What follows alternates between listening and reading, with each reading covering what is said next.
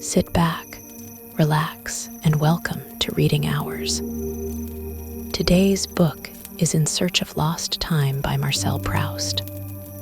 Please let us know in the comments from where you are watching, or if there is a book you want us to summarize in future. In Search of Lost Time, originally à la recherche du temps perdu by Marcel Proust, stands as one of the monumental achievements of 20th century literature. Written between 1909 and 1927, this 7-volume masterpiece stretches across thousands of pages and explores the intricate landscapes of memory, time, and human experience. Unlike a conventional narrative, Proust's work is an introspective journey into the nature of existence itself, as experienced through the memories and reflections of the unnamed narrator, often associated with Proust himself. This novel is not just a story, but an exploration of how the past lives within us, how moments long gone can be resurrected vividly by the smallest trigger, a taste, a smell, a sound. Proust delves deep into the intricacies of social life in France's Belle Epoque era, painting a detailed portrait of aristocracy, artists, and society's shifting values. Themes of love, jealousy, art, and the relentless flow of time intertwine, creating a work that transcends literature to become a profound meditation on being. The book has sparked much debate and admiration. Some hail it as the pinnacle of literary modernism, others as an intimidating labyrinth of style and length. Yet its influence is undeniable, shaping writers and thinkers ever since. As we begin our journey through In Search of Lost Time, prepare to be immersed in a richly textured world where every detail carries weight, and the passage of time is both a foe and a muse. Let us now step into the opening scenes of this epic quest for understanding, where memory itself beckons the narrator and us into the depths of a life once lived. The novel begins in a quiet Parisian apartment where the narrator lies awake at night, struggling with insomnia. His thoughts drift, restless and unmoored, as he reflects on the nature of time and the difficulty of grasping the moments slipping away. The past feels distant and elusive, yet there are glimpses, a sudden flash, a sensory impression that hint at a way to reclaim it. This restlessness sets the tone for the journey ahead, as the narrator seeks to capture the essence of life through memory. The first tangible step into memory comes with a seemingly simple but profoundly symbolic act: the taste of a madeleine dipped in tea. This small, ordinary sensation suddenly unlocks a flood of recollections from childhood, transporting him back to the village of Combray. Here, the novel's narrative truly takes shape, a slow, detailed recollection of early experiences, people, and places that formed the foundation of the narrator's world. Combray is more than a setting. It is a repository of sensations and emotions. The narrator remembers the quiet streets, the countryside, the distinct characters who populated his youth, the stern yet loving family, the devoted servants, and the neighbors. Through these memories, Proust explores how the past is not static but alive, shaped by the way it is remembered, reconstructed, and sometimes idealized. Central to these early memories is the figure of the narrator's mother, whose presence colors much of his childhood with warmth and comfort. His relationship with her forms an emotional anchor, highlighting themes of love and loss that will echo throughout the novel. Proust's prose here is dense, detailed, and lyrical, immersing us in the texture of daily life as it was experienced long ago, but felt anew through memory. The world of Combray also introduces social nuances and hierarchies that permeate the story. The narrator's family occupies a comfortable position within a certain social milieu, and through them, Proust subtly critiques and depicts the conventions, manners, and expectations of French provincial society.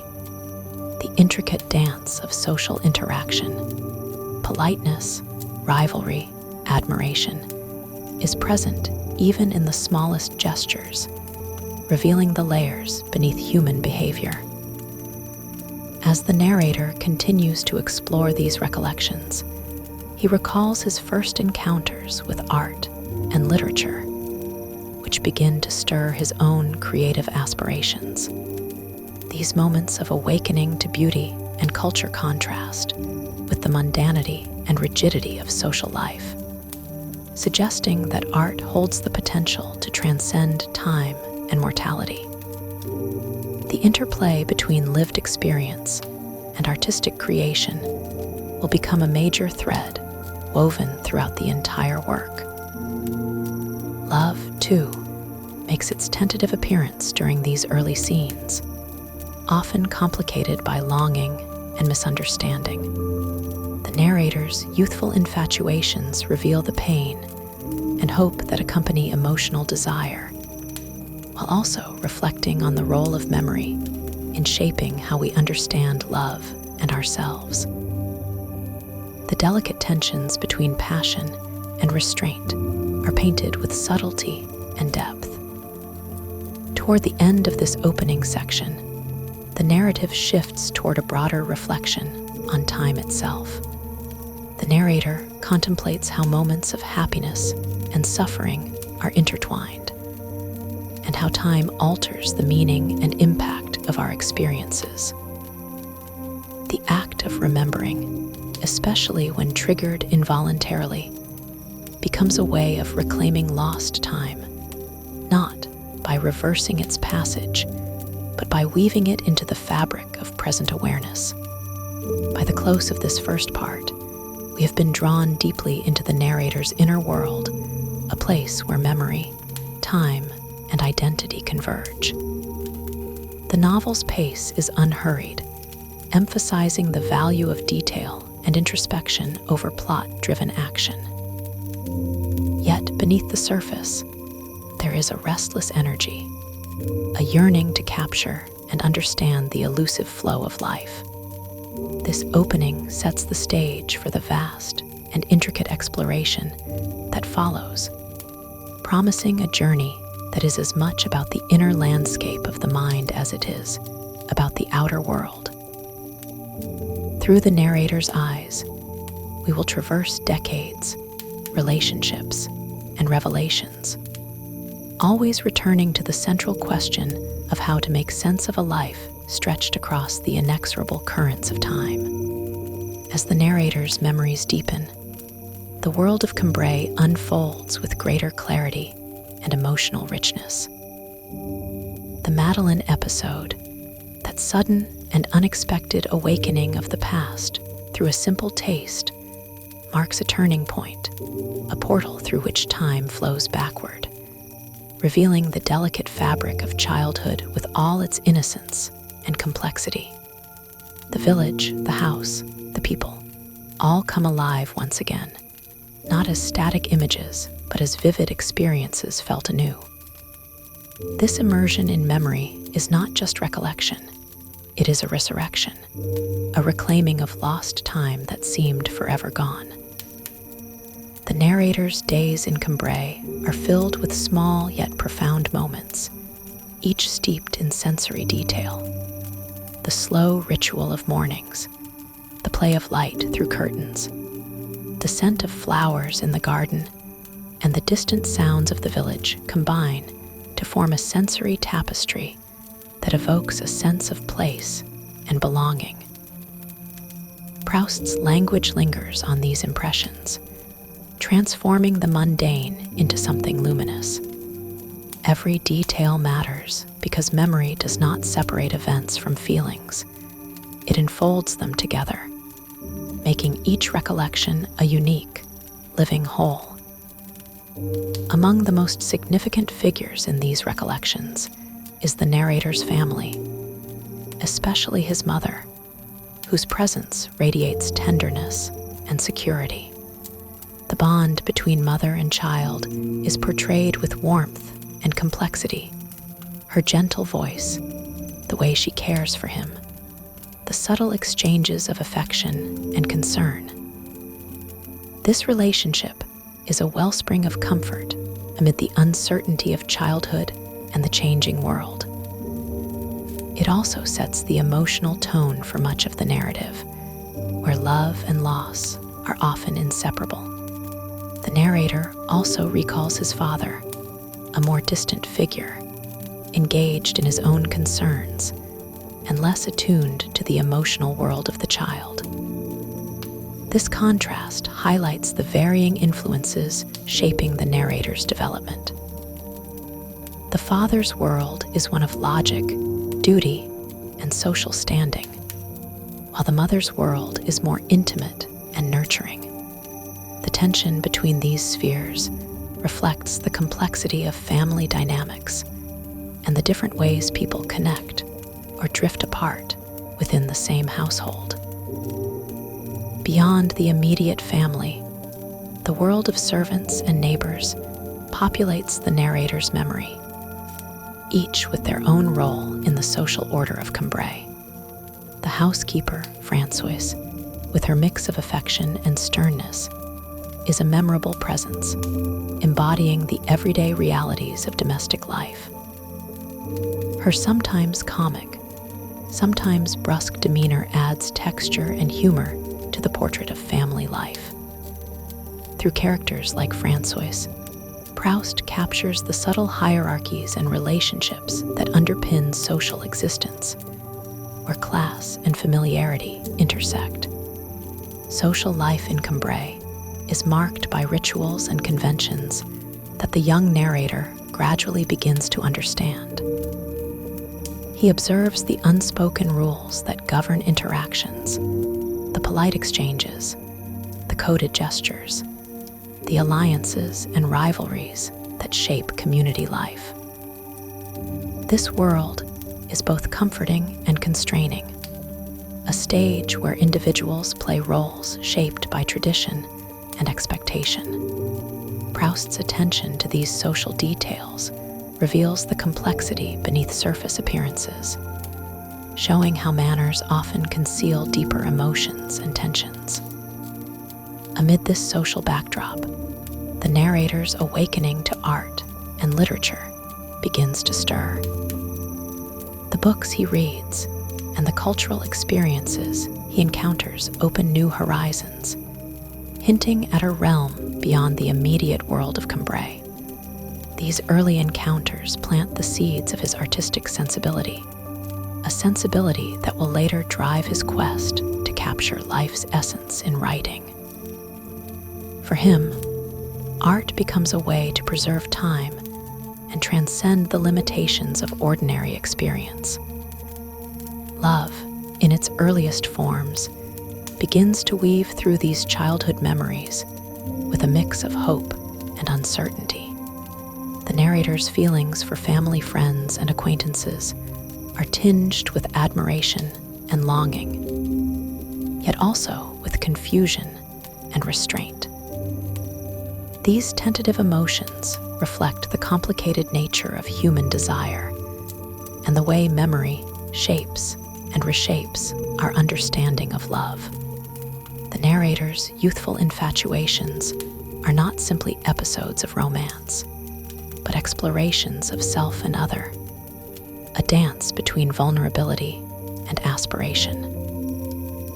One of the most poignant themes emerging here is the interplay between time and memory. The narrator is acutely aware of how moments slip away, leaving behind only traces that can be elusive or distorted.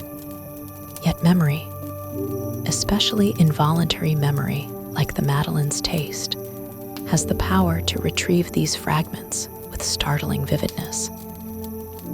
This realization is both joyful and painful, for it underscores the fleeting nature of life and the paradox of trying to hold onto what time seems determined to erase.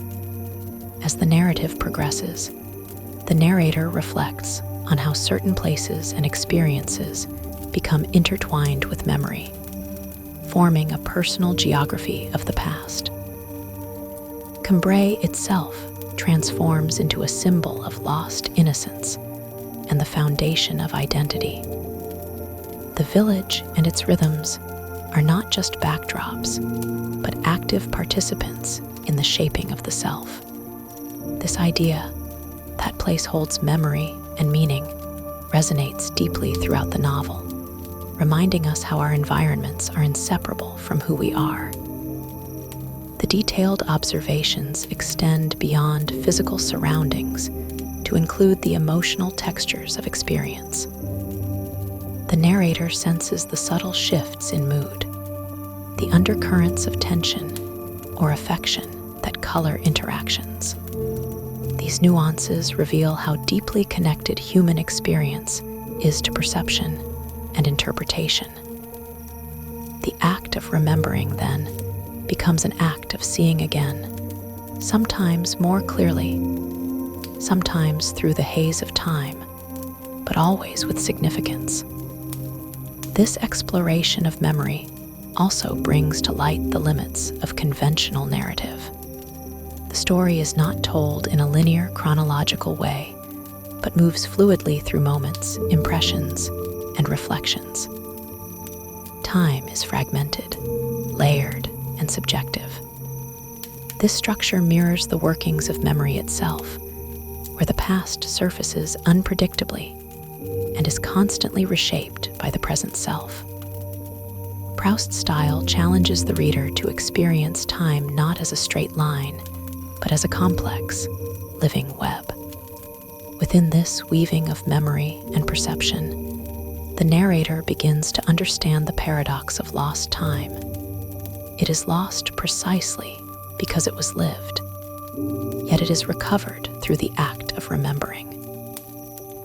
This insight will propel the entire narrative forward, guiding the narrator's search for meaning and truth. It is not a nostalgic longing for the past, as it was but a recognition that the past lives on within us, transformed by memory and imagination. The social and emotional worlds of Combray are also places of contradictions, security and uncertainty, affection and alienation, permanence and change. These tensions are embodied in the narrator's own experience as he navigates childhood's joys and anxieties. The familiar rhythms of home and community provide a sense of stability, yet the undercurrents of desire, jealousy, and fear hint at the complexity beneath the surface. As the narrator grows, his awareness of these contradictions deepens. He begins to see how the roles people play are both protective and restrictive, how appearances can mask inner turmoil. This growing insight lays the groundwork for his later explorations of identity, art, and society. The early memories are not simply nostalgic, but form a foundation for understanding the complexities of human life. The opening chapters thus serve as both a map and a meditation, a detailed, sensory map of a childhood world, and a meditation on how time, memory, and identity interweave. The slow, deliberate pace invites the reader to enter fully into the narrator's consciousness, to experience the ebb and flow of memory as a living process. Through this immersive style, Proust transforms the act of reading into a journey of discovery, where the past is never fixed but continually revealed. In these recollections, the novel begins to reveal its enduring power, the ability to find profound meaning in the smallest moments, to see the extraordinary within the ordinary. The narrator's world is one where every sensation, every interaction, holds the potential to unlock deeper truths about life and self. This attentiveness to detail, combined with philosophical reflection, sets the tone for the vast and intricate journey ahead. By dwelling in these early memories, the narrator, and through him, the reader begins to understand that the search for lost time is not just a quest for the past, but a pursuit of understanding life's fleeting beauty and complexity. It is a recognition that even as time passes relentlessly, the act of remembering allows us to reclaim fragments of existence, and in doing so, to transform our experience of the present. As the narrator's world expands beyond the intimate sphere of Combray, the novel begins to explore the wider social environments that shape his adolescence and early adulthood. These new settings introduce a richer tapestry of characters and social dynamics, revealing the complexities of French society during the Belle Epoque. The transition from childhood into youth is marked not only by personal growth, but also by an increasingly keen awareness of class, culture, and the shifting tides of influence that govern human relationships. One of the most vivid environments the narrator encounters is the aristocratic society centered around the Guermantes family. This world of nobility and refinement contrasts sharply with the provincial life of Combray, offering a glimpse into the glittering, yet often superficial realm of Parisian high society. The narrator's fascination with the Guermantes is both personal and symbolic, a yearning to belong to a world that seems at once alluring and distant. Through his eyes, the grandeur of their salons and the nuances of their social rituals are painted in painstaking detail, revealing both the elegance and the artifice that define this elite circle. The Guermantes family themselves are emblematic of the social complexities at play. Figures like the Duchesse de Guermantes embody the grace and authority of the old aristocracy, but they are also caught in the currents of change, facing challenges from new money and evolving social attitudes. The narrator's observations capture their mannerisms, conversations, and intricate alliances, exposing the tensions between tradition and modernity. These portraits go beyond mere description. They offer insight into how power and identity are negotiated within society's upper echelons. As the narrator becomes more immersed in this world, he experiences the subtle yet potent forces of envy, admiration, and exclusion. His desire to be accepted by the Guermantes and to be seen as worthy of their attention reflects a broader human impulse to seek validation and belonging. Yet this desire is complicated by self-awareness and doubt, as the narrator recognizes the fragility and performative nature of social standing. The glittering surface often conceals insecurities, rivalries, and hidden pains. Amid these social explorations, the novel delves deeper into the narrator's evolving understanding of love and desire. Romantic feelings become more pronounced and fraught with complexity, shaped by social expectations and personal insecurities. The narrator's attentions shift to various women, each representing different facets of love, idealization, passion, jealousy, and disappointment. These relationships are not merely personal dramas, but reflections of the broader emotional and psychological currents that run through the narrative.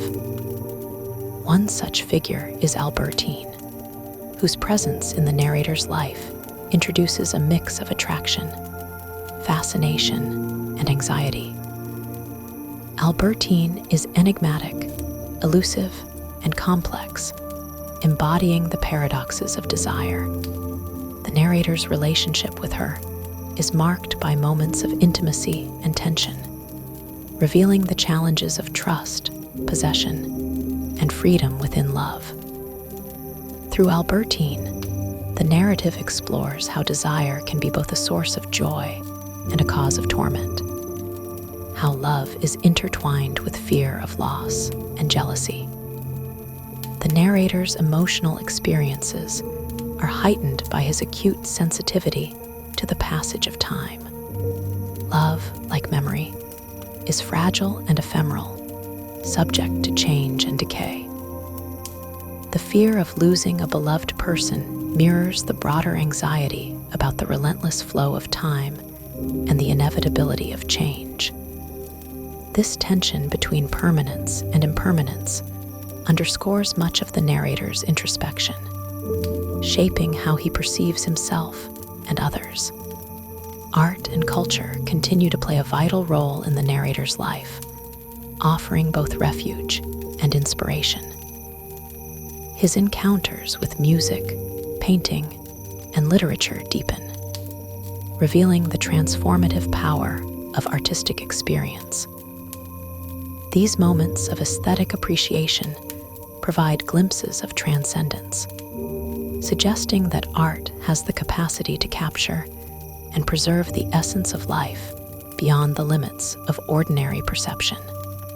The narrator's reflections on art are intertwined with his evolving understanding of his own identity as a writer. He becomes increasingly aware of the importance of artistic creation as a means of grappling with time and memory. Writing is not simply a craft, but a way of making sense of existence, a way to impose order and meaning on the flux of experience.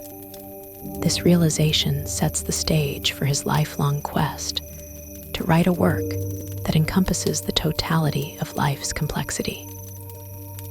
Within the broader social context, Proust also examines the shifting political and cultural landscape of France, the tensions between the aristocracy and the rising bourgeoisie, the impact of modernity, and the subtle influences of anti-Semitism and nationalism all surface in the background, shaping the characters' lives and interactions.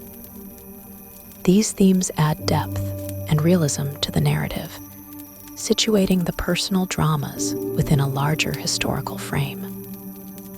The narrator's increasing social awareness is often tinged with irony and critique. While he admires the beauty and refinement of the aristocratic world, he is also keenly aware of its pretensions and contradictions. The novel exposes the hollowness beneath the glitter, the fragility of status, and the masks people wear to conceal their insecurities. This critical perspective does not diminish the allure of the social milieu, but rather enriches the portrayal by adding complexity and nuance. Jealousy emerges as a potent force in the narrator's emotional life, particularly in relation to Albertine. His suspicions and fears drive him to obsessive scrutiny, highlighting how jealousy distorts perception and exacerbates suffering. This theme resonates beyond personal experience, touching on universal questions about trust, control, and the nature of love. Proust's exploration of jealousy is psychological and empathetic, revealing the vulnerability and pain beneath this often destructive emotion. The intricacies of human relationships are further complicated by social expectations and the desire for appearances. The narrator often wrestles with the tension between authentic feeling and social performance, between inner truth and outward image. This duality pervades his interactions and reflections, underscoring the difficulty of truly knowing oneself or others.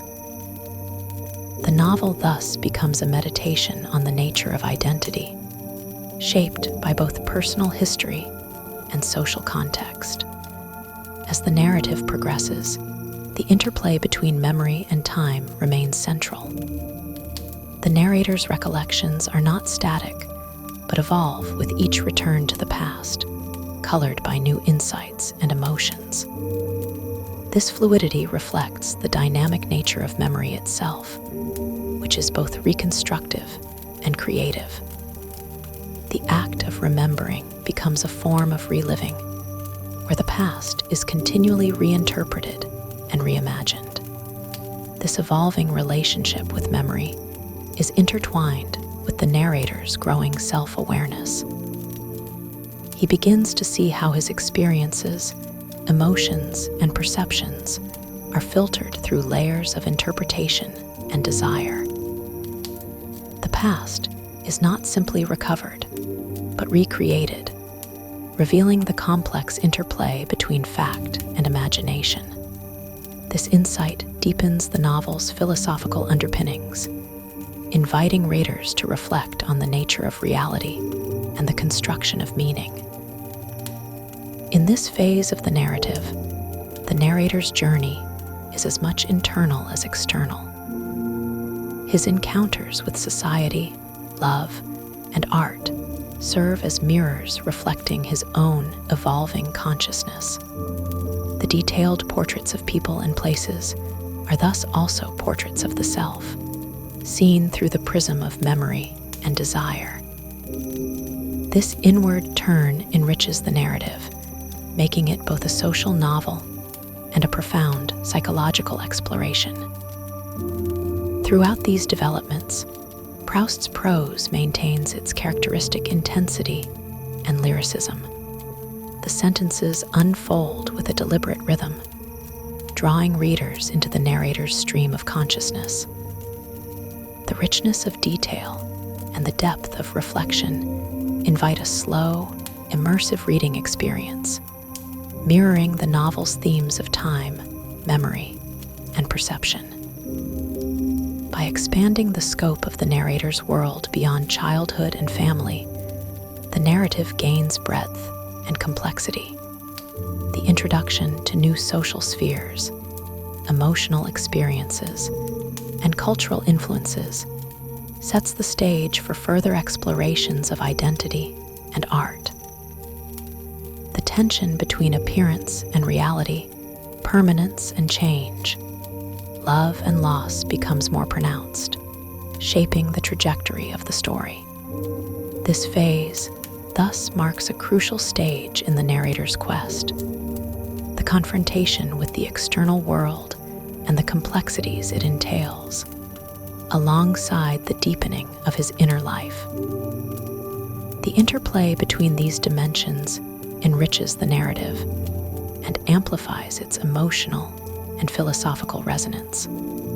As the story unfolds, it becomes clear that the search for lost time is not only about reclaiming what has been forgotten, but also about understanding the self in relation to others and to history. The personal and the social, the intimate and the public, are woven together in a vast, intricate tapestry that the narrator strives to capture and comprehend. The narrator's immersion into the world beyond his childhood home grows deeper and more complex, revealing the intricate social labyrinth of Parisian life and the tensions within. His encounters with various social circles further illuminate the contrasts between appearance and reality, and the ways individuals navigate the interplay of personal desires and societal expectations. As he moves through salons, dinners, and gatherings, the subtle politics of influence and reputation become more pronounced, and the narrator's observations sharpen, rich with irony and empathy. At the heart of this expanding social universe is the figure of the Duchess de Guermantes, whose presence symbolizes the allure of aristocratic grace, power, and mystery. The narrator's fascination with her is tinged with a sense of yearning not only for social acceptance, but for a connection to a world that seems almost mythic in its refinement. The Duchess represents a kind of ideal, a beacon of elegance and history that contrasts with the more bourgeois origins of the narrator and his family. Yet beneath the polished surface lies a complex personality, marked by both generosity and vanity, revealing the human vulnerabilities hidden behind social masks. The salons of the Guermantes serve as a microcosm of the social hierarchy, a stage on which the rituals of power and prestige are enacted with precision. Here, the narrator witnesses the subtle exchanges of influence, the alliances and rivalries, and the delicate negotiations of status. These social gatherings are more than mere entertainment. They are arenas where identity is performed and contested. The narrator's acute sensitivity allows him to perceive the nuances of conversation, the coded language of social interaction, and the unspoken hierarchies that govern behavior. Through these experiences, the novel explores the theme of social mobility and the desire for belonging. The narrator's own position, caught between the world of provincial upbringing and the glittering aristocracy, reflects broader questions about class, identity, and acceptance. His efforts to be seen and valued by the Guermantes and their circle underscore the human longing for recognition and the often painful awareness of one's limitations. This tension between aspiration and reality adds emotional depth to the narrative, revealing how social boundaries both shape and constrain personal destiny. The narrator's relationship with women continues to evolve, bringing with it new layers of emotional complexity and psychological insight. Albertine remains a central figure, but her presence is now accompanied by a growing awareness of the ambiguities and contradictions inherent in love and desire. Albertine's elusive nature, her moods, secrets, and shifting affections intensifies the narrator's feelings of jealousy and insecurity. These emotions, portrayed with remarkable psychological depth, expose the darker side of love, where passion can give way to suspicion, control, and pain. The novel delves into the paradoxes of romantic attachment, illustrating how desire is intertwined with fear and vulnerability. The narrator's attempts to possess and understand Albertine reveal his own need for control, while also highlighting the impossibility of fully knowing another person. This dynamic creates a tension that resonates throughout the narrative, exploring the fragile balance between intimacy and autonomy. Love, in Proust's portrayal, is not a simple or idealized experience, but a complex negotiation of emotions and identities. Beyond his personal relationships, the narrator's reflections extend to broader philosophical questions about time, memory, and the nature of experience. The passage of time is depicted not merely as a chronological sequence, but as a fluid and subjective reality. Moments of the past are not fixed, but shift in meaning and significance as they are recollected and reinterpreted. This idea is central to the narrative's exploration of involuntary memory, the sudden, often unexpected return of the past triggered by sensory experiences, such as the famous episode of the Madeleine, dipped in tea. These moments of involuntary memory serve as windows into the narrator's inner world, revealing the deep connections between sensory perception and emotional resonance. The past is not lost, but lies dormant, capable of being revived and re-experienced in vivid detail. This process highlights the tension between the relentless forward march of time and the possibility of reclaiming fragments of what has been forgotten. Memory becomes both a source of pain and consolation, a way to transcend the limits imposed by time. The narrator's increasing awareness of time's impact on identity fuels his ambition as a writer. He begins to see his literary project not only as a personal endeavor, but as a means of capturing the essence of life itself. Writing becomes an act of preservation, an attempt to hold onto fleeting moments and to articulate the profound truths hidden within everyday experiences. This self-reflexive aspect of the narrative underscores the novel's metafictional dimension, as the narrator contemplates the relationship between art, memory, and existence. Amid these contemplations, the novel continues to portray the social and political backdrop of early 20th century France. The changing dynamics between the old aristocracy and the emerging bourgeoisie, the undercurrents of nationalism, and the tensions surrounding Jewish identity are woven into the narrative fabric. These elements add realism and urgency, situating personal dramas within a broader historical context. One poignant episode illustrates these tensions through the character of the Baron de Charlis, a member of the aristocracy whose hidden homosexuality and complex personality make him a figure of both fascination and tragedy. Charlis's struggles with identity and societal judgment reflect the constraints imposed by social norms and the consequences of repression. His portrayal adds depth and nuance to the novel's exploration of desire, power, and vulnerability. The narrator's interactions with Charlis and other characters deepen his understanding of human complexity, revealing the contradictions and ambiguities that define individuals.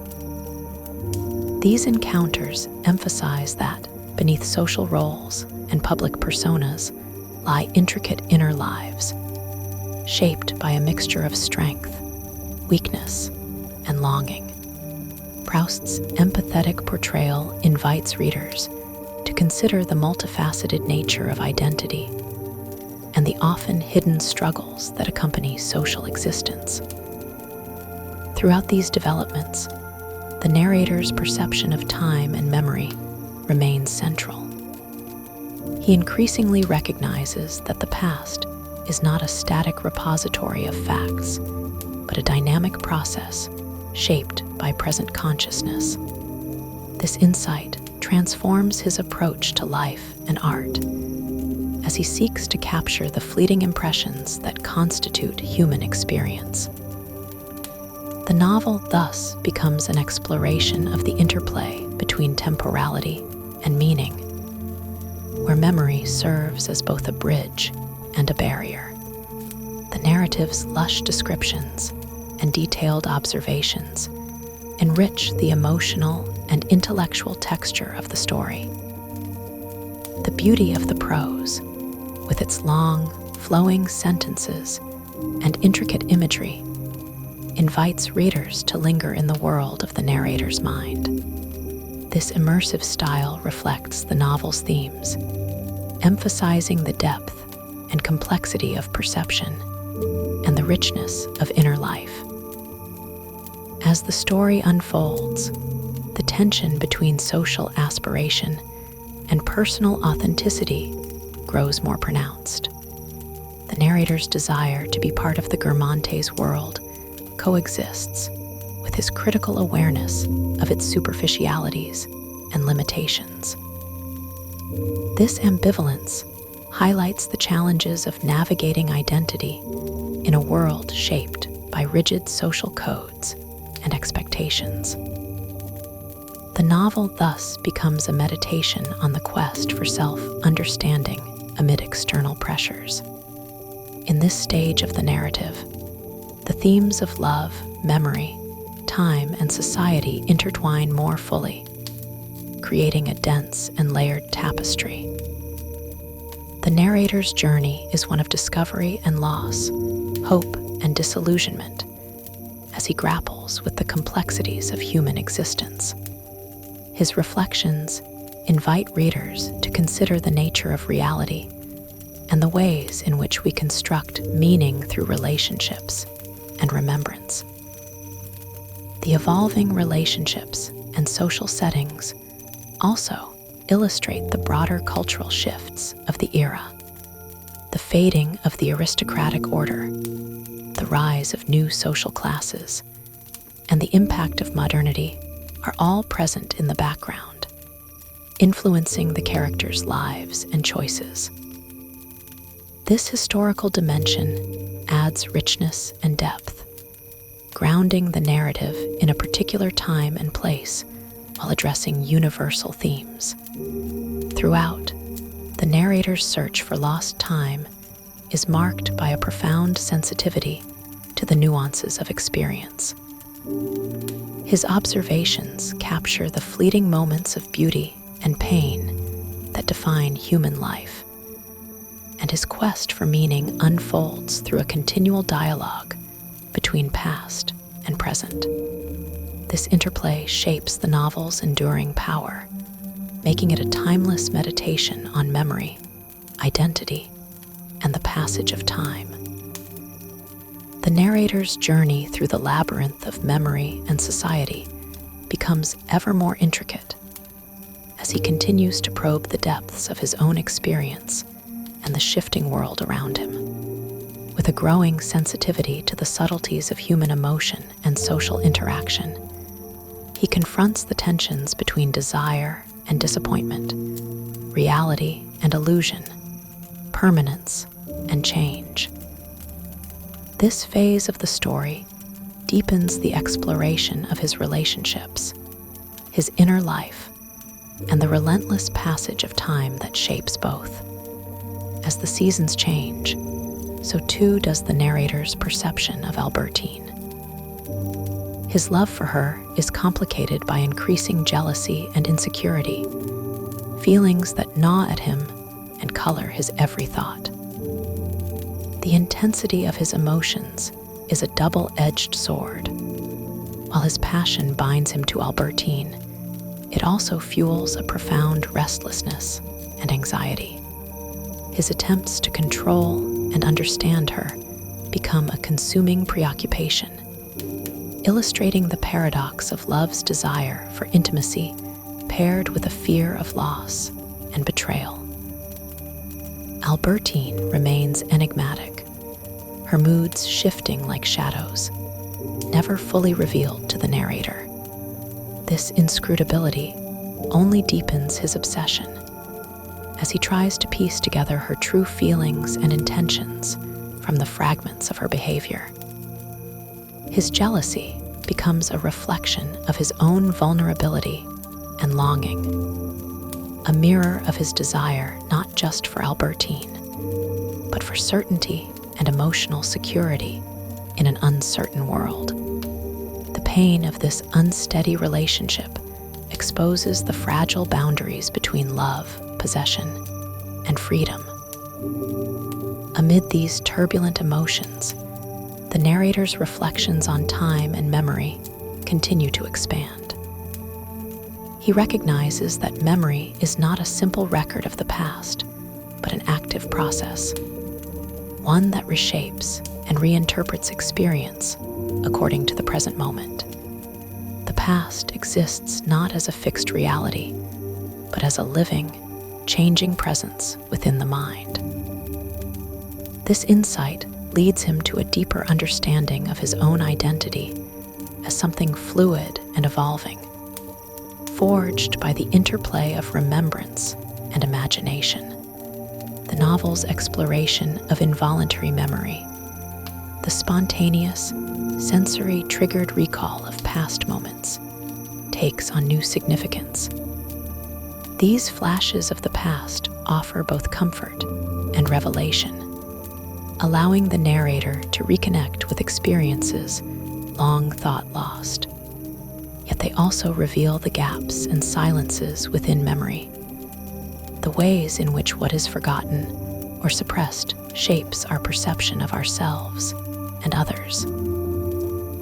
The delicate balance between remembering and forgetting becomes a central theme, underscoring the complex relationship between memory and identity. In parallel with his inner turmoil, the narrator remains deeply engaged with the social world. His continued visits to the Guermantes circle and other salons expose him to the shifting dynamics of French aristocracy and bourgeois society.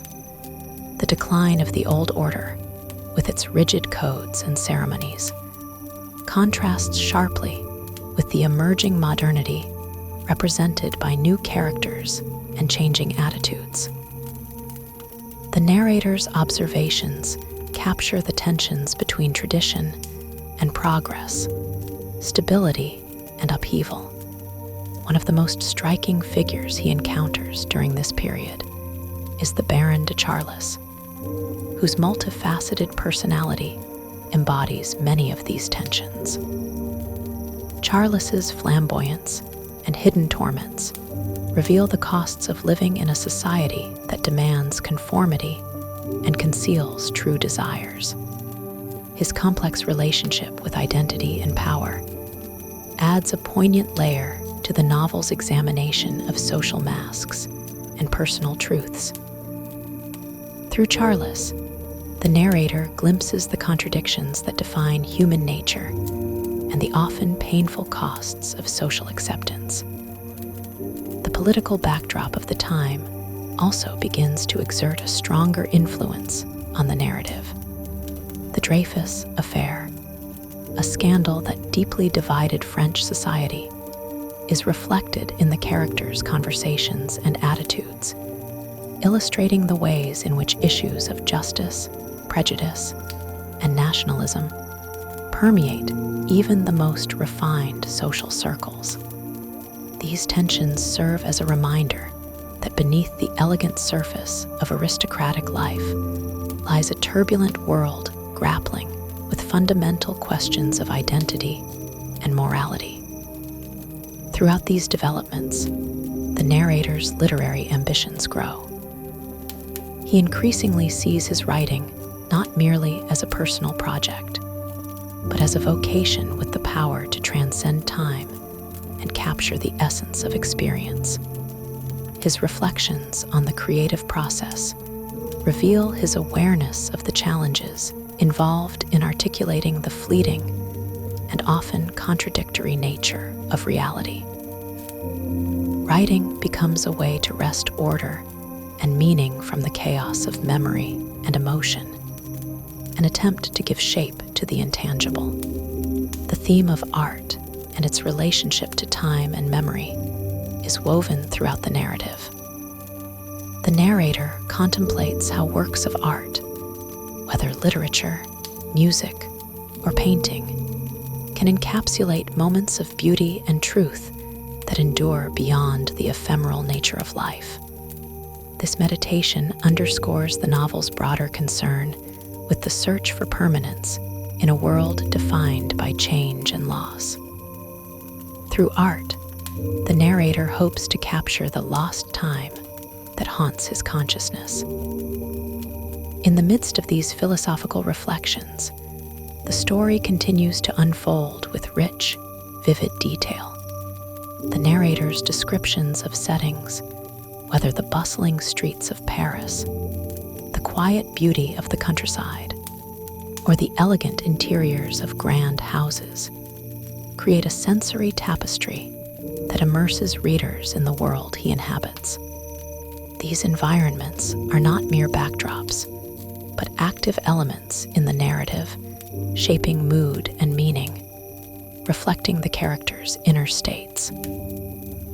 The evolving dynamics of the narrator's relationships extend beyond Albertine to include a wider circle of friends, acquaintances, and rivals.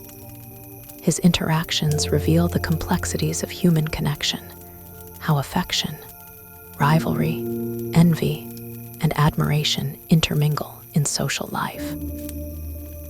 These relationships highlight the challenges of communication and understanding, as well as the ways in which individuals negotiate their place within the shifting landscape of society. As the narrator's experience deepens, so too does his self-awareness. He begins to recognize the limits of his own perceptions and the illusions that cloud his understanding of himself and others. This growing self-reflection adds emotional nuance to the narrative as he confronts his own flaws, fears, and desires. The journey becomes not only a quest for external knowledge, but an inward exploration of identity and authenticity. The novel's treatment of desire and jealousy is particularly nuanced during this phase. The narrator's obsessive thoughts about Albertine reveal how love can become entangled with control and suspicion. His emotional turbulence exposes the contradictions of human intimacy, how the longing for closeness can paradoxically breed distance and alienation. This psychological complexity lends the story a profound realism, capturing the messy and often painful realities of love. The tension between freedom and constraint is another recurrent theme. The narrator grapples with his own desire for autonomy while being bound by social conventions and personal attachments. Albertine's elusive nature symbolizes both the allure and the frustration of this dynamic. His attempts to possess her reflect a broader human impulse to seek certainty and stability in a world marked by change and uncertainty. Meanwhile, the backdrop of political and social change continues to shape the narrative's contours. The gradual erosion of aristocratic privilege and the rise of new social forces provide context for the personal dramas unfolding. The novel captures the interplay between individual lives and historical currents, illustrating how personal identity is influenced by larger societal transformations. Throughout this unfolding, the novel's prose remains a marvel of linguistic richness and psychological insight. The long, flowing sentences and meticulous detail invite readers to savor each moment, to engage deeply with the narrator's perceptions and emotions. This style mirrors the novel's themes, emphasizing the complexity and depth of human experience. The narrator's ongoing quest to reclaim lost time remains the thread that ties these various elements together. His reflections on memory, love, society, and art all revolve around this central motif, the desire to grasp and preserve what inevitably slips away. This universal longing gives the narrative its emotional power and philosophical resonance. By tracing the delicate interplay of past and present, the novel reveals the ways in which identity is shaped by memory and experience. The narrator's search is not simply for what was lost, but for an understanding of how the past lives within us, informing who we are and how we relate to the world. This profound meditation on time and existence is the beating heart of the story. In the midst of the narrator's emotional and intellectual struggles, moments of unexpected beauty and insight shine through. Whether in the flash of a memory triggered by a scent or the realization of a hidden truth in a social encounter, these epiphanies offer glimpses of meaning and transcendence. They remind readers of the enduring power of art and memory to illuminate the human condition. As the narrative unfolds further, the tension between aspiration and reality, between the desire for connection and the inevitability of loss, remains ever present. The story invites us to contemplate the fragile nature of happiness and the enduring hope that lies in remembrance and creativity. This complex interplay of themes ensures that the journey remains as compelling emotionally as it is intellectually. As the narrator's journey deepens, the intricate web of memory, desire, and social observation continues to unfold with greater complexity and nuance.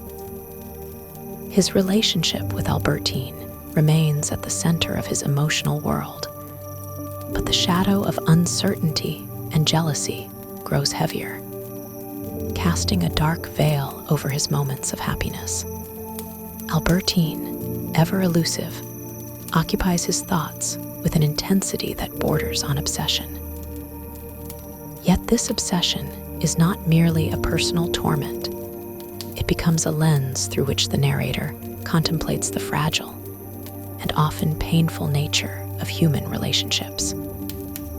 The narrator's growing awareness of the limits of his control over Albertine fuels a paradoxical blend of longing and fear. He is desperate to possess her, to capture her fully within his life, yet he also senses the impossibility of such complete possession. This tension is a powerful undercurrent, illustrating the contradictions inherent in love itself, the simultaneous desire for closeness and autonomy, trust and suspicion. Albertine's desire for freedom and her guardedness amplify the narrator's anxieties, transforming their relationship into a battleground of emotions. Within this turbulent emotional landscape, the narrator's reflections on memory and time gain further depth. He recognizes that his recollections of Albertine, and indeed of all his experiences, are shaped not only by what actually happened, but by the filter of his feelings and imagination. Memory is revealed as a fluid, creative act, one that can both preserve and distort the past. This insight leads to an understanding that the past is not fixed and objective, but is always reinterpreted in the present moment, colored by current emotions and desires. The theme of involuntary memory continues to play a pivotal role. Small, seemingly insignificant sensory experiences, a touch, a scent, a fragment of music, can unexpectedly unlock entire worlds of feeling and recollection. These moments offer the narrator a way to access his past in a vivid and immediate way, bypassing the rational mind's attempts to suppress or organize experience. Yet even these involuntary memories reveal their own fragility, as the past always returns incomplete, fleeting, and fragmented. Parallel to his personal struggles, the narrator's social world becomes increasingly layered and complex. His continued immersion in the salons and drawing rooms of the aristocracy and upper bourgeoisie reveals shifting social hierarchies and the subtle dances of power and influence. The elegant facades of these social gatherings conceal undercurrents of rivalry, envy, and ambition. The narrator's acute observations bring to life the intricate rituals and hypocrisies of these circles, where appearances often mask deeper truths and contradictions. Among the figures who populate this world, the Baron de Charlis emerges as a particularly compelling and tragic presence. His flamboyant personality and hidden vulnerabilities reflect the contradictions of a society that demands conformity while simultaneously suppressing individuality. Charlis's complex identity, marked by secret desires and public performance, offers a poignant counterpoint to the narrator's own struggles with authenticity and self-understanding. Their interactions are charged with a mix of fascination, sympathy, and discomfort, revealing the tangled intersections of power, desire, and repression. The political context of the era also becomes more pronounced, adding a layer of urgency and tension to the narrative. The repercussions of the Dreyfus affair, with its deep divisions and questions of justice, permeate the social milieu. Through the characters' discussions and attitudes, the novel captures the ways in which political and ideological conflicts shape personal identities and relationships. The narrator's reflections on these events underscore the inseparability of the private and public spheres, revealing how history and society influence the intimate lives of individuals. Throughout these external developments, the narrator's internal world remains a site of intense scrutiny and transformation. His self-awareness deepens as he confronts the illusions and delusions that have shaped his past. He recognizes the extent to which his desires have been entangled with his fears, his hopes with his insecurities. This growing insight leads to moments of painful honesty and vulnerability as he examines the contradictions within himself and the complexity of his emotional attachments. The narrator's evolving relationship with Albertine exemplifies this psychological complexity. His fluctuating feelings, love, jealousy, suspicion, tenderness, are rendered with remarkable subtlety and depth. He sees that his attempts to understand and control her are inevitably limited, shaped by his own projections and fears. Yet even as he struggles with this, he clings to the hope that love can provide meaning and connection amidst the chaos of existence. The theme of freedom and constraint remains central. Albertine's ambiguous behavior and desire for independence challenge the narrator's sense of security, forcing him to confront the limits of possession in love. This tension highlights broader questions about human autonomy and the nature of relationships. The narrator's desire to hold on to Albertine, to freeze time and capture a perfect moment, contrasts with the inexorable movement of life and change. In addition to his emotional and social experiences, the narrator's reflections on art and literature continue to evolve. He increasingly sees his writing as a means of grappling with the elusive nature of reality and the fleeting quality of experience.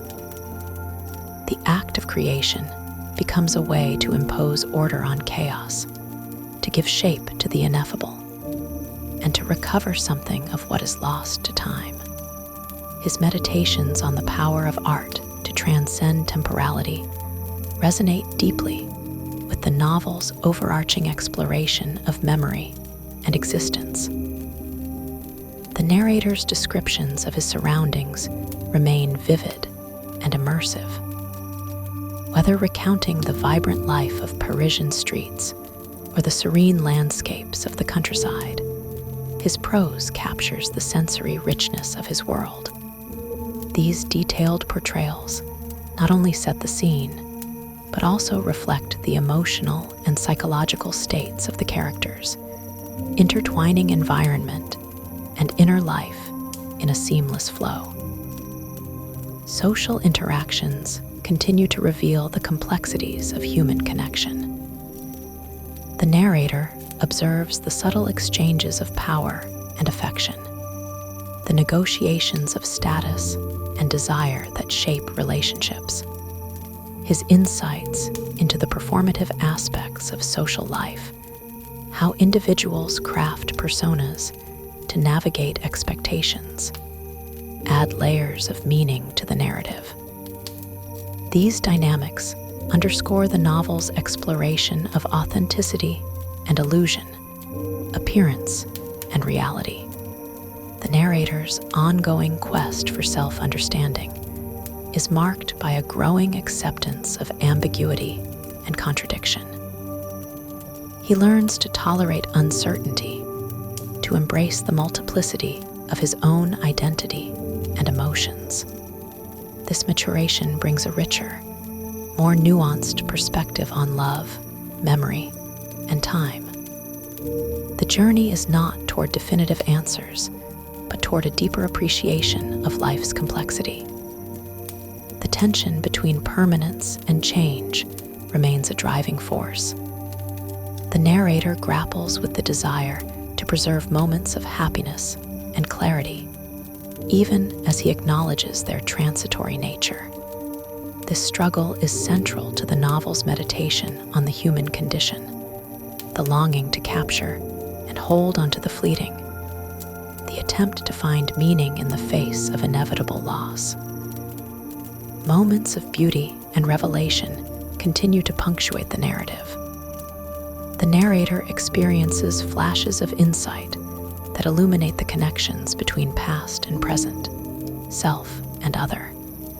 These epiphanies offer brief respite from the uncertainties of life, affirming the enduring power of memory and imagination. They also highlight the novel's affirmation of art as a means of transcending temporal limits. As the story progresses, the narrator's reflections become increasingly philosophical, exploring the nature of existence, the passage of time, and the possibilities of human understanding. His quest to reclaim lost time is both a personal and universal journey, inviting readers to consider their own relationship with memory and identity. The novel's prose style continues to captivate, with its rich detail, psychological depth, and lyrical beauty. The language itself becomes a vehicle for the themes, mirroring the complexity and fluidity of thought and feeling. This stylistic richness invites readers into an immersive experience, where every sentence offers layers of meaning and sensation. In the midst of emotional turbulence and social change, the narrator's search for meaning and connection endures. His journey is marked by moments of despair and hope, loss and discovery, illusion and truth. Through it all, the novel offers a profound meditation on the nature of time, love, and memory, revealing the intricate ways in which these forces shape our lives. The narrator's world continues to unfold with a rich tapestry of emotions, memories, and social intricacies, each layer more intricate than the last. His relationship with Albertine, fraught with both desire and torment, remains the emotional heart of his existence. Yet as time passes, his understanding of her and of love itself deepens and complicates, revealing the interplay between possession and freedom, certainty and doubt. This delicate balance shapes much of his experience and reflects the broader human struggle to reconcile longing with reality. Albertine's presence in the narrator's life is marked by a complex dance of intimacy and distance.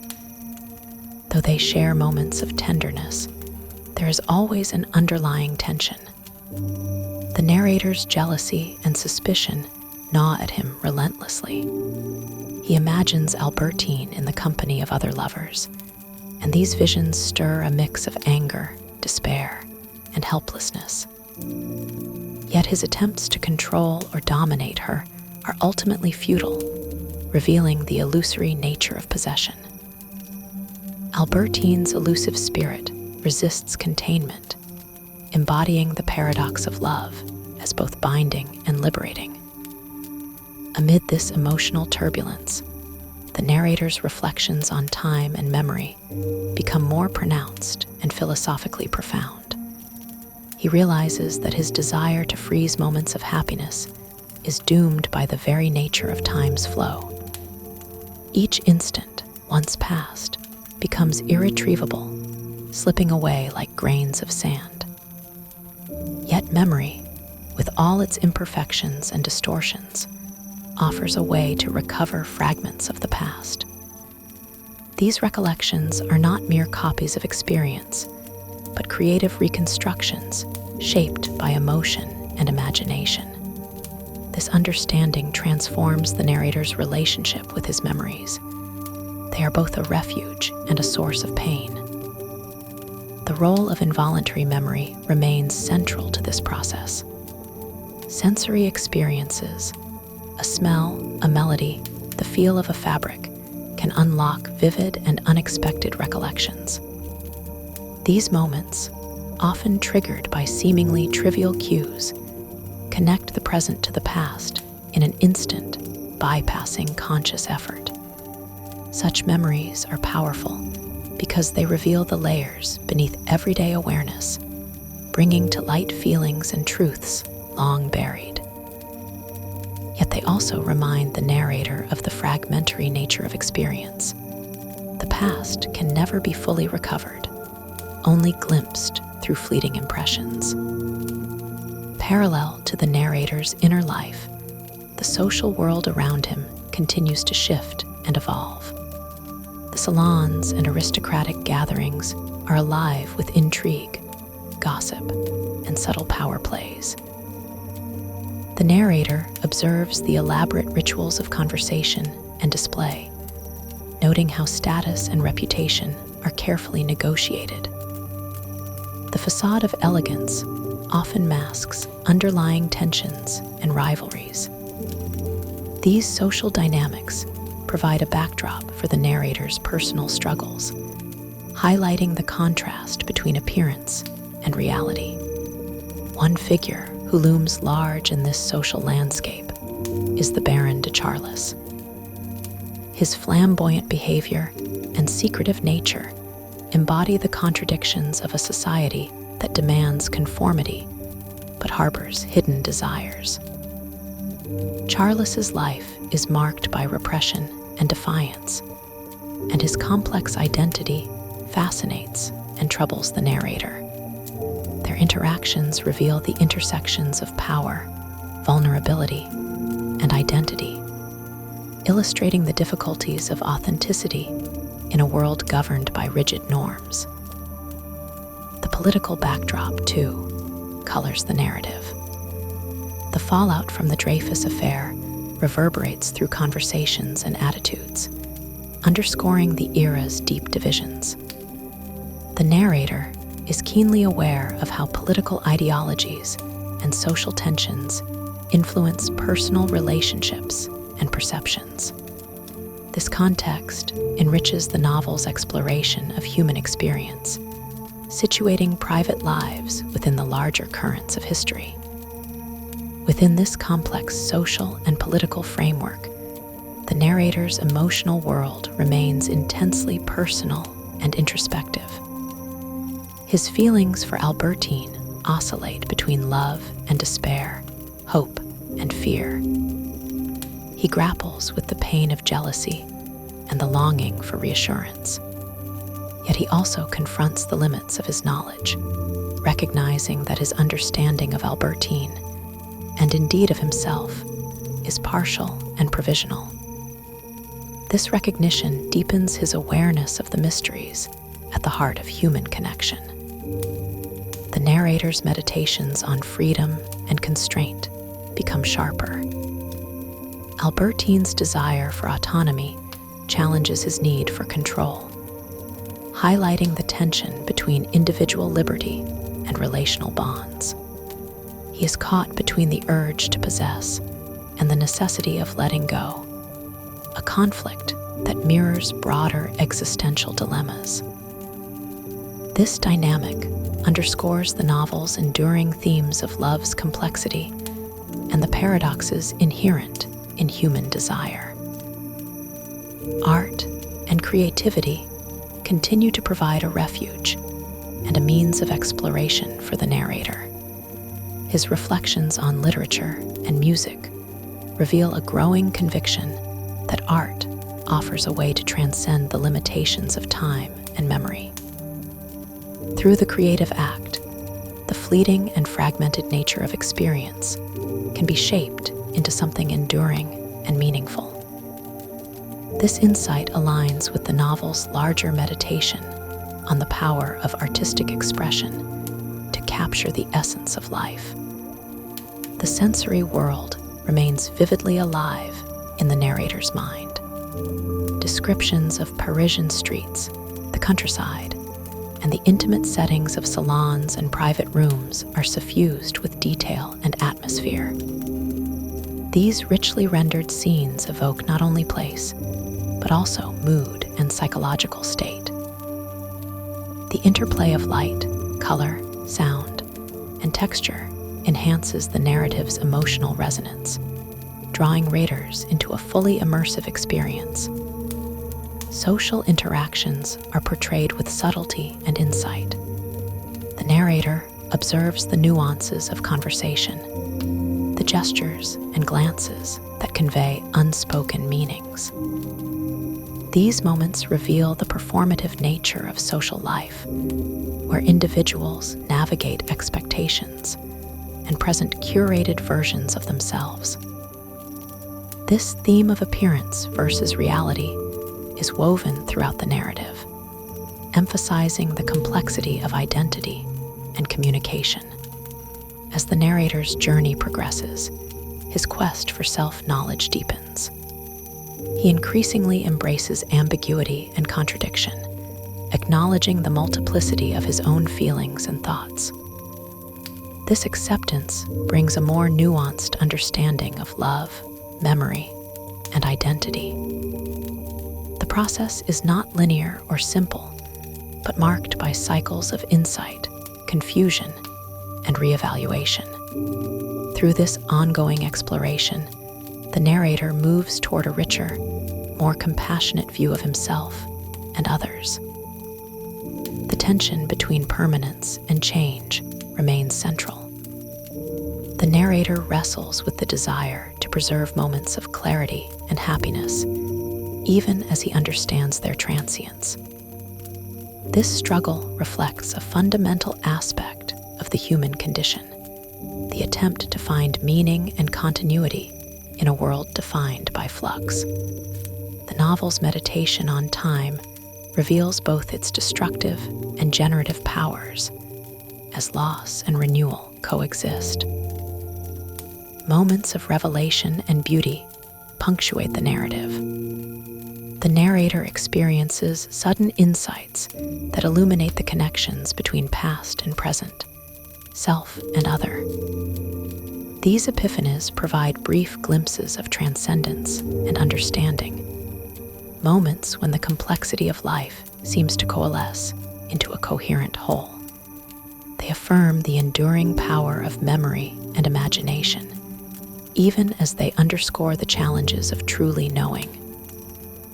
Philosophical reflections on existence, time, and consciousness grow more prominent. The narrator contemplates the nature of reality and the possibility of understanding the self. His search for lost time becomes a metaphor for the human desire to grasp the essence of life, to make sense of experience beyond surface appearances. This exploration invites readers to engage with profound questions about identity and the passage of time. The novel's language continues to enchant with its poetic richness and psychological depth. The prose mirrors the fluidity of thought and emotion, weaving together sensory detail, introspection, and narrative complexity. This stylistic elegance invites readers into an immersive and reflective reading experience, where each sentence carries layers of meaning and feeling. Through all the complexities of emotion and society, the narrator's journey remains a deeply human one. His struggles with love, jealousy, memory, and identity resonate as universal experiences. The novel's exploration of time and loss, its celebration of art and memory, offer a profound meditation on what it means to live and remember. The narrative's momentum carries forward into an ever-deepening exploration of the narrator's emotional world and the shifting contours of his relationships, particularly with Albertine. This relationship, already laden with contradictions and anxieties, now enters a phase marked by intensified introspection and mounting tension.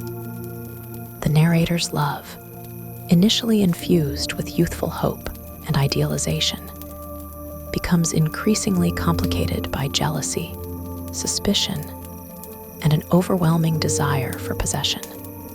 Yet beneath these surface emotions lies a more profound yearning to understand not just Albertine, but himself and the nature of love itself. Albertine, elusive and enigmatic, continues to both captivate and frustrate the narrator. She moves through his world like a delicate, unpredictable force, one whose moods and intentions seem always just beyond reach. The narrator's attempts to pin her down, to define and contain her, repeatedly falter, exposing the fundamental limits of control in human relationships. His jealousy is not simply about the possibility of Albertine's infidelity, but about the deeper fear of losing her entirely, losing the connection, the presence, the intangible intimacy that sustains him. Yet this very jealousy paradoxically pushes her away, underscoring the fragility of their bond. Amid this emotional turbulence, the narrator's reflections on time and memory take on new dimensions. He increasingly perceives time not as a linear progression, but as a fluid, malleable experience shaped by perception and emotion. Moments from the past resurface with unexpected vividness, their meaning altered by distance and reflection. These memories are neither static nor complete. They are shaped and reshaped by the act of remembering, colored by desire, regret, and hope. This dynamic interplay between past and present highlights the novel's central theme, that the past is never truly lost, but lives on within us, transformed by memory. The narrator's own sense of identity is caught in this flux. He becomes aware that who he is inseparable from his memories and experiences, yet these are not fixed. They shift with time, revealing new facets and layers. This fluidity challenges the notion of a stable self, suggesting instead a self that is continuously reconstructed through memory and narrative. The act of writing itself becomes a means of this reconstruction, an attempt to capture and make sense of the fleeting nature of existence. Social life continues to provide a rich and complex backdrop to the narrator's internal struggles. The salons, dinners, and gatherings of Parisian society are depicted with intricate detail, revealing a world of manners, affectations, and subtle power dynamics. The narrator's observations are often tinged with irony and melancholy, as he recognizes the performative aspects of social interaction and the gap between appearance and reality. The glittering surface of these social scenes masks the loneliness and longing that many characters experience beneath. The figure of the Baron de Charlis remains compelling and enigmatic. His flamboyant, often scandalous behavior challenges social norms, yet he remains deeply trapped by his own contradictions and repressions. His interactions with the narrator reveal a complex interplay of attraction, power, and vulnerability. Charles's life embodies the tensions between freedom and constraint, identity and secrecy, an embodiment of the hidden lives many characters lead within the rigid structures of their society. Within this social tapestry, the narrator's relationship with his family and friends also evolves. The ties to his mother, grandmother, and other relatives are marked by affection, but also by distance and misunderstanding. The passage of time brings changes and losses, as some figures fade from his life while others gain new significance. These shifting relationships mirror the broader themes of impermanence and transformation that run throughout the narrative. Politics and history loom in the background, influencing attitudes and shaping conversations. The aftermath of the Dreyfus affair, with its stark divisions and moral questions, continues to ripple through the social fabric.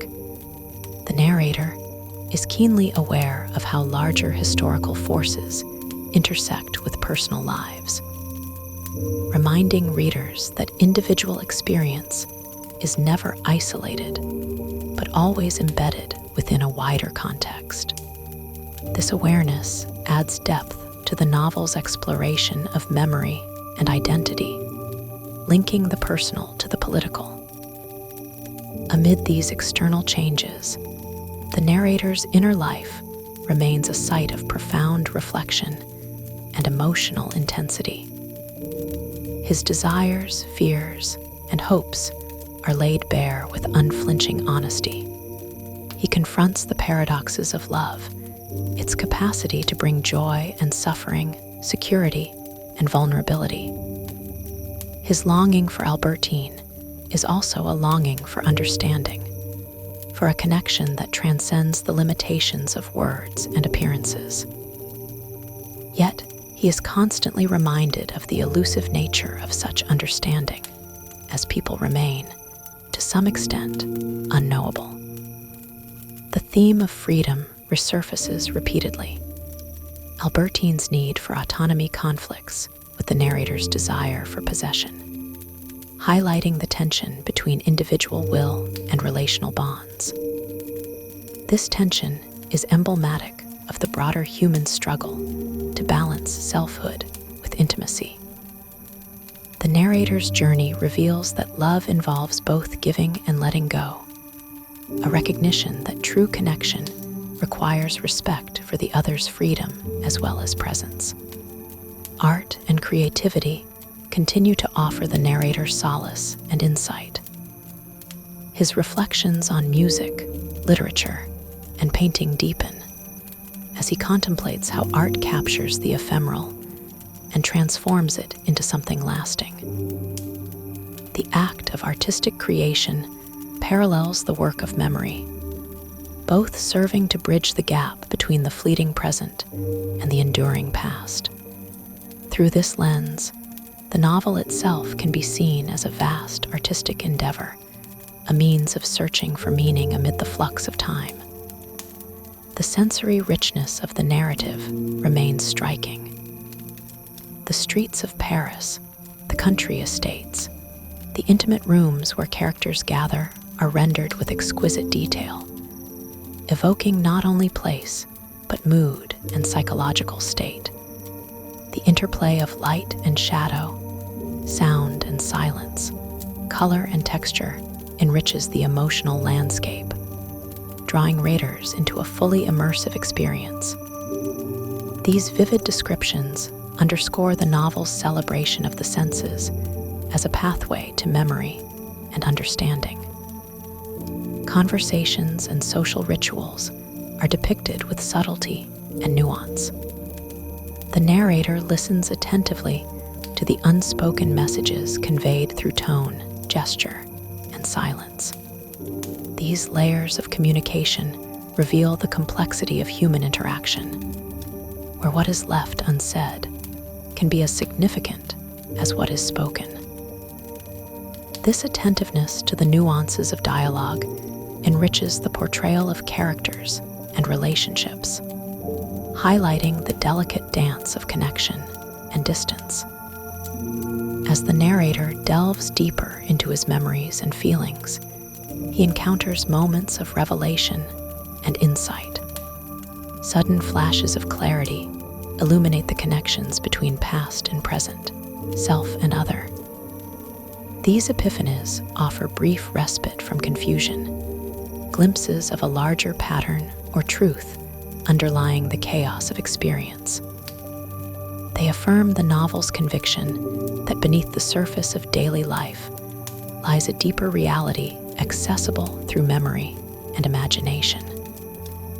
The novel's philosophical inquiries grow more profound.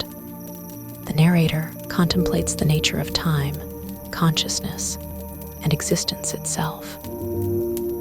His search for lost time becomes a metaphor for the human desire to grasp the essence of life, to find coherence and meaning in a world defined by change and impermanence. This quest invites readers to reflect on their own experiences of memory and identity, connecting the personal with the universal. The language remains luminous, weaving a tapestry of thought and feeling that resonates on multiple levels. The prose flows with a lyrical grace, capturing the fluidity of perception and the complexity of emotion. Each sentence carries layers of meaning, inviting readers to linger and reflect. This stylistic richness enhances the immersive quality of the narrative, making the reader a participant in the narrator's journey. Ultimately, the narrator's story is one of profound humanity. His struggles with love, memory, jealousy, and identity echo the universal challenges of being human. The novel's exploration of time and loss, its celebration of art and memory, offer a timeless meditation on the nature of existence. Through his eyes, we glimpse the beauty and tragedy of life, the persistent hope to reclaim what is lost, and to understand the self in the flow of time. As the narrator's life progresses, a subtle and inexorable shift takes place, not only in the people around him, but in the very texture of time. He begins to sense a kind of dislocation, as though the world he once knew is vanishing before his eyes. People change, places lose their enchantment, and the routines that once brought comfort begin to feel hollow or unfamiliar. This sensation is not limited to his outer world, but permeates his inner life, as memory becomes less a refuge and more a reminder of what has irrevocably slipped away. Albertine, whose presence once filled his days with longing, conflict, and desire, is now a memory, one the narrator clings to and interrogates obsessively. Her death has crystallized her in his mind, turning her into both an ideal and an enigma. Yet even in death, she does not offer him peace. Instead, she becomes the focal point of a painful and ceaseless reflection, where he searches her letters, her gestures, her silences for clues to her true nature. His jealousy persists, though it is now directed toward imagined pasts, what she may have done, who she may have loved, all while she lived outside his line of sight. This phase of mourning is not clean or finite. The narrator recognizes that the passage of time does not heal in the ways he once believed. Rather than dulling pain, it sometimes sharpens it by drawing attention to the growing distance between past and present. Yet, within this disillusionment, he also begins to perceive the mechanics of forgetting. The people he once grieved intensely fade from daily thought, not through any willful neglect, but through the gradual erosion of time. Forgetting, like remembering, is not an act but a process, one that occurs as life continues to move forward, with or without our consent. In grappling with his memories of Albertine, the narrator also confronts the nature of desire itself. He comes to understand that much of his obsession with her may not have been rooted in who she was, but in what she represented: freedom, mystery, possession, loss. His love, he admits, was perhaps constructed more from his imagination than from her reality. This realization is painful, yet freeing. It allows him to begin separating the living woman from the idealized figure he carried in his mind. And in doing so, he opens a path towards self-awareness, albeit one still shadowed by melancholy. His reflections expand beyond Albertine as he surveys the lives of others in his social world. The passage of time has not spared them either. The once glamorous figures of society now appear aged, their allure faded, their mannerisms grown tedious or grotesque. Charles, once a figure of power and mystery, begins to unravel, exposed to ridicule and diminished by scandal. His transformation is emblematic of a broader truth the narrator has come to accept: that the structures of reputation, class, and beauty are transient, doomed to erode under the weight of time and human frailty. In these social observations, the narrator's tone is at once sympathetic and unsparing. He sees with a clarity born of detachment, able to recognize the masks people wear and the desperation with which they cling to their illusions. Yet he also sees himself among them, not exempt from the same forces of decay and delusion. This recognition deepens his meditation on the tragic nature of time. It not only takes away youth and beauty, but it exposes the fictions upon which we build our sense of self and place. Despite the gloom of this perspective, there are moments of grace and insight. The narrator becomes increasingly aware of the subtle ways in which memory can redeem even the bleakest experiences. A sudden scent, a phrase overheard, a play of light on a wall, these seemingly insignificant details can unlock entire worlds of feeling and recollection. They provide fleeting but profound contact with the past, allowing him to experience again the intensity of childhood, of early love, of unspoken longing. These involuntary memories are not summoned deliberately. They come unbidden, and in their spontaneity lies their power. The most famous of these, the taste of the madeleine soaked in tea, becomes a symbol of this phenomenon, an accidental encounter with the past that transcends rational understanding. It is in these moments that the narrator glimpses something essential, a continuity between who he was and who he is, a bridge across the abyss of time. Art, once a subject of distant admiration, now becomes a necessity. The narrator begins to understand that his true calling may lie in writing, not merely as an aesthetic endeavor, but as a means of survival, of anchoring his fragmented self in the flow of language and memory. Writing offers a form of permanence, however limited, that defies the oblivion brought by time. Through it, he can preserve the essence of his experiences and the souls of those he has loved, feared, or lost. The decision to write is not immediate or triumphant. It comes slowly, in fits and starts, as he tests his ability to capture the nuances of life in words. He becomes acutely aware of the difficulty of expression, of the limits of language, and the discipline required to shape a formless experience into art. But it is through this struggle that he begins to see a path forward, not one that promises happiness or certainty, but one that grants meaning and coherence to his fragmented existence. The novel's reflection on time deepens further, evolving from a personal concern into a philosophical meditation. Time is no longer merely the medium through which events unfold. It becomes a character of its own, a force that shapes, distorts, reveals, and erases.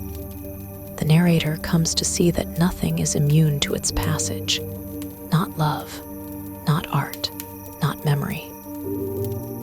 And yet, by confronting time head-on, by naming it, describing it, entering into dialogue with it, he can carve out a space in which some part of life may be preserved. In this emerging philosophy, the self is no longer a fixed entity, but a palimpsest, constantly written and rewritten by memory and experience. The narrator begins to accept the loss of earlier versions of himself, not with resignation, but with a kind of reverence. Each phase of life, each sorrow and joy, contributes to the whole, even as it disappears. The self, then, is not what survives time, but what is constituted by time, assembled moment by moment, recalled breath by breath. In the quiet stillness of these realizations, the narrator stands at the threshold of a new beginning. The years of confusion, longing, and observation have not passed in vain. They have brought him here, to the recognition that the very act of recalling the past and committing it to words is a way of reclaiming something from the flow of time.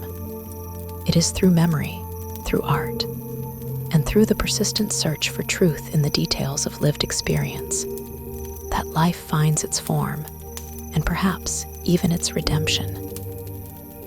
The final movements of the narrator's journey unfold with an air of quiet revelation, as though the years of yearning, confusion, and observation have led not to a dramatic conclusion, but to a moment of clarity that blooms gently, like light filtering through a long, shuttered window. After drifting through salons, love affairs, and the haunted corridors of memory, he returns not to a specific person or place, but to an understanding, a realization that the essence of life lies not in what we experience, but in how we remember and shape those experiences into meaning. Time, the relentless and invisible protagonist of his life, has done its work. Friends have aged or died. Places once vibrant are now shadows of themselves. The aristocratic society he once sought to penetrate has fractured, eroded by war, scandal, and the quiet violence of years. People who once seemed statuesque in their youth now reappear as ghosts of their former selves. Their transformations are not simply physical, but existential. They embody time's toll, revealing how personality, status, and even memory itself can fade and warp. Among these faces is Gilbert, once the subject of his adolescent passion. She now appears in a different form, not just aged, but transformed in his perception. The mystery and ache of her are gone, replaced by something softer, more ordinary. Even the great Duchess de Guermantes, who once symbolized unattainable glamour, has become a figure of parody, a reminder that beauty and charm are as perishable as fruit left too long in the sun. The narrator does not view these changes with bitterness. Instead, he greets them with a kind of tender irony, as if acknowledging that all things must yield to time is itself an act of grace. These altered reunions, though seemingly mundane, strike deep chords within him. He no longer measures time in years, but in sensations, how a hand has changed in its gesture, how a voice now hesitates before rising.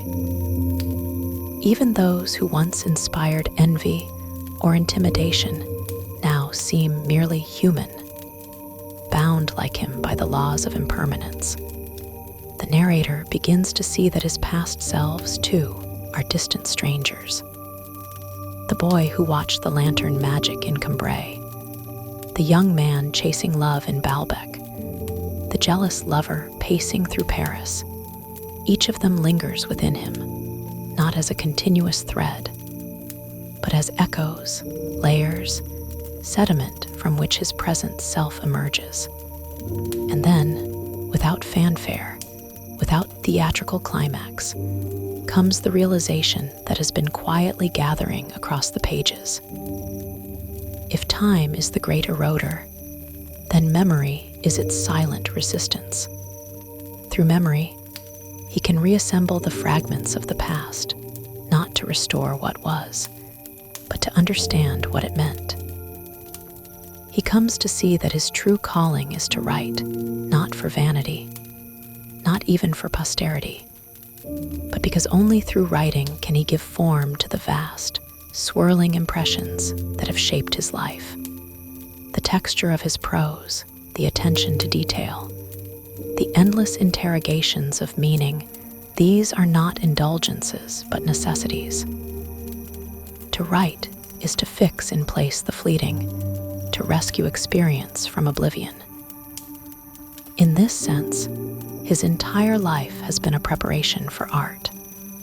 Every frustration, every misstep, every obsession becomes material, not raw data, but emotional truth refined through remembrance. His project is not merely autobiographical. It is philosophical, existential, to show that the deepest understanding of life arises not from living it heedlessly, but from reliving it attentively through memory. The book he now envisions is not a diary or confession, but a work of transformation. The people he knew, the places he visited, the emotions that once overwhelmed him, they are no longer ends in themselves, but building blocks in a larger architecture.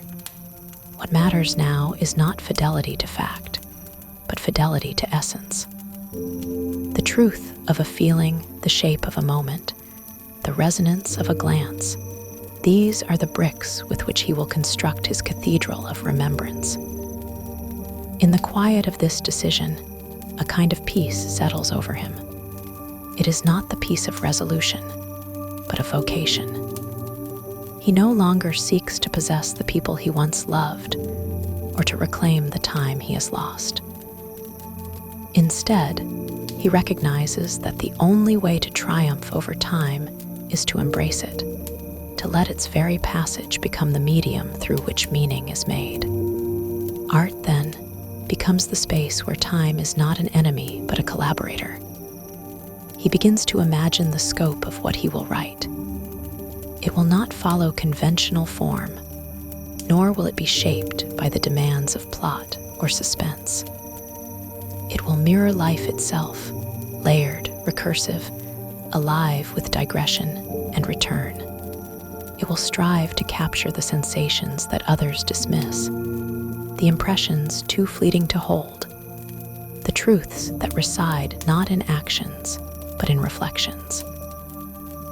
And in doing so, he hopes to offer not a narrative of events, but a map of consciousness, a testimony to the mysterious ways in which we come to know ourselves through remembering. There is a final, poignant beauty in this realization. He is not young anymore. His body, like those around him, has changed. His days are finite, but he no longer fears that finitude.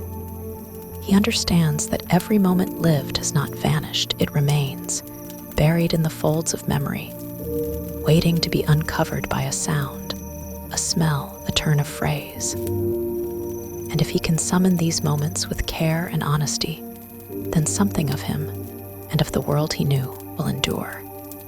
The journey that began with a madeleine dipped in tea has led here, not to the recovery of lost time, but to the discovery that time, though it may scatter our lives into fragments, also gives us the tools to reassemble those fragments into art.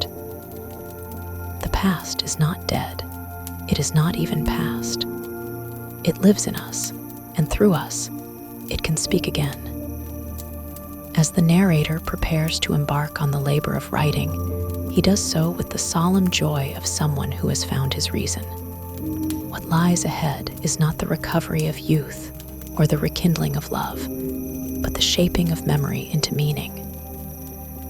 And in that act, he finds the dignity and beauty of life preserved, not in spite of time, but because of it. Marcel Proust's In Search of Lost Time is not a novel that ends with a grand flourish or a definitive resolution. Rather, it closes with a quiet revelation that reverberates far beyond its final page. That life, in all its scattered impressions and elusive meanings, becomes most fully known not in the moment it is lived, but in the act of remembering it. In this sense, the novel is less about recovering time and more about transforming it, turning lived experience into a kind of spiritual archaeology where the past, when unearthed and understood, lends purpose to the present. The work's vastness, 7 volumes, thousands of pages, is not merely a matter of literary ambition, but an embodiment of its central idea. Time is not linear. Memory does not follow chronology. Our lives, too, are not constructed like traditional stories with clean arcs and conclusive endings. Instead, they are a mosaic of perceptions, digressions, returns, and revelations. Proust's structure mirrors this truth. He does not seek to entertain with plot twists or dramatic stakes, but to immerse the reader in the rhythm of thought, the flow of sensation, the interior landscape that defines our deepest selves. At the heart of this journey is a transformation of the narrator himself. He begins as a sensitive, uncertain boy, longing for love, social approval, and aesthetic experience. Over time, through failed relationships, obsessive infatuations, intellectual awakenings, and the steady erosion of illusions, he comes to realize that the source of true meaning lies not outside himself, but within. It is in how he remembers the world, how he translates feeling into thought, experience into language, that he finds his purpose. And so, in the final moments of the novel, he does not look backward with nostalgia or forward with ambition. Instead, he chooses to write, not to preserve his life as it happened, but to give it a second life as it is remembered and interpreted. The characters who populate his world, Swann, Odette, Gilbert, Albertine, the Guermantes, Charles, are all drawn with such psychological intricacy that they seem not just fictional but known. They embody desires, flaws, contradictions, and transformations that are universally human. Some of them are tragic, others absurd, but all are shaped and ultimately altered by time. And in that shared vulnerability, they reflect our own condition, that we are always in the process of becoming, that who we are today may seem foreign to who we were yesterday. One of the most radical aspects of In Search of Lost Time is its belief in the dignity of detail. Where most novels race ahead to plot points, Proust lingers, on the way sunlight filters through a curtain, on the texture of a pastry, on the scent of a garden in childhood. These are not trivial embellishments. They are the very substance of life. For Proust, truth resides not in grand statements, but in subtle sensations. By teaching us to notice, to reflect, to remember, he asks us to become more attentive to the richness of our own lives. Critically, the novel has had an enormous influence on the course of modern literature. It challenged conventions of narrative and character, introduced an interiority so immersive that it changed how writers think about consciousness. Authors like Virginia Woolf, James Joyce, Samuel Beckett, and even contemporary novelists owe something to the doors Proust opened. His style, long, recursive sentences that mirror the movement of thought, was once ridiculed, but has since become a model of literary innovation. Yet for all its influence, In Search of Lost Time remains an intensely personal work. It is not a book one simply reads. It is a book one lives with.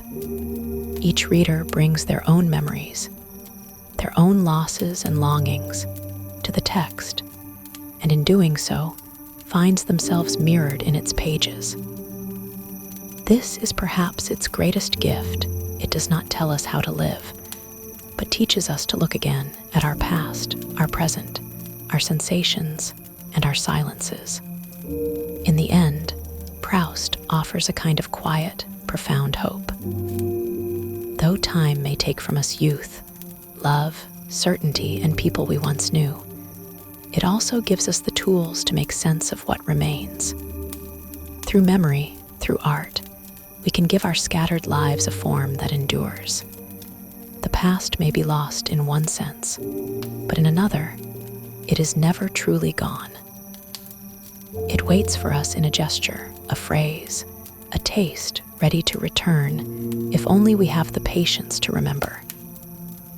In Search of Lost Time is a monument not to what is finished, but to what is still alive in us.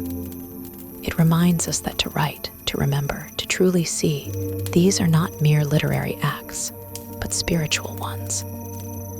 In embracing the fleeting and the fragile, we honor what it means to be human. And in the end, that is the story Proust tells us, not of a man who recovers lost time, but of one who discovers that time was never truly lost, only waiting to be understood.